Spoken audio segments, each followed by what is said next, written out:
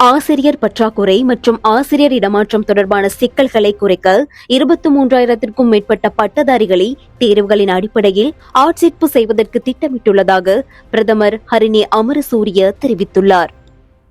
நாடு முழுவதும் போதைப்பொருள் விநியோகத்தை முடக்குவதற்காக ஆரம்பிக்கப்பட்டுள்ள முழு நாடுமே ஒன்றாக என்ற தேசிய நடவடிக்கையின் கீழ் இதுவரை கைது செய்யப்பட்டுள்ள சந்தேக நபர்களின் எண்ணிக்கை 99,000 தாண்டியுள்ளதாக போலீசார் தெரிவிக்கின்றனர்.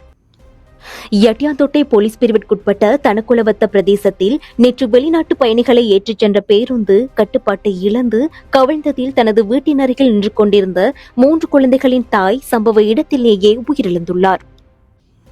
அக்குரைகுட இரட்டை கொலைக்கு பயன்படுத்தப்பட்ட ஆயுதங்களை கொண்டு செல்ல உதவியாக இருந்த பொல்கசோவிட்ட டிலா என்ற 28 வயதுடைய சந்தேக நபரை 90 நாட்கள் தடுத்து வைத்து விசாரணை செய்ய போலீசார் அனுமதி பெற்றுள்ளனர்.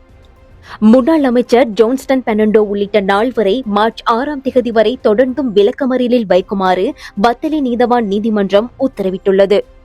விசா ஆலோசனை வழங்குவதாக கூறி போலி வெளிநாட்டு வேலைவாய்ப்பு முகவர் நிலையங்களை நடத்தி வந்த 3 வெளிநாட்டு வேலைவாய்ப்பு பணியகம் கைது செய்துள்ளது.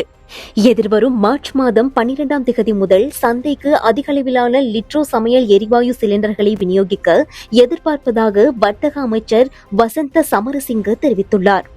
கடந்த 2025ஆம் ஆண்டிலும் தாவரவியல் பூங்காக்களின் வருமானம் 1 பில்லியன் ரூபாவை கடந்துள்ளதாக தேசிய தாவரவியல் பூங்காக்கள் திணைக்களம் தெரிவித்துள்ளது. டெரனியகலை போலீஸ் பிரிவிற்குட்பட்ட பாலிபுடை தோட்டம் தேயிலை தொழிற்சாலை பகுதியில் நேற்று மாலை கத்திக்குத்து சம்பவத்தில் 33 வயதுடைய நபர் ஒருவர் உயிரிழந்துள்ளார். அமெரிக்க ஜனாதிபதி டொனால்டு டிரம்பினால் ஒரு தலைபட்சமாக விதிக்கப்பட்ட உலகளாவிய வர்த்தக வரிகள் கூட்டாட்சி சட்டத்தை மீறுவதாக அமெரிக்க உச்ச நீதிமன்றம் தீர்ப்பளித்துள்ளது. உறுதிப்படுத்தப்பட்ட உண்மை செய்திகளை உடனுக்குடன் தெரிந்து கொள்ள ஆயுள் மீடியாவை ஃபாலோ செய்யுங்கள்.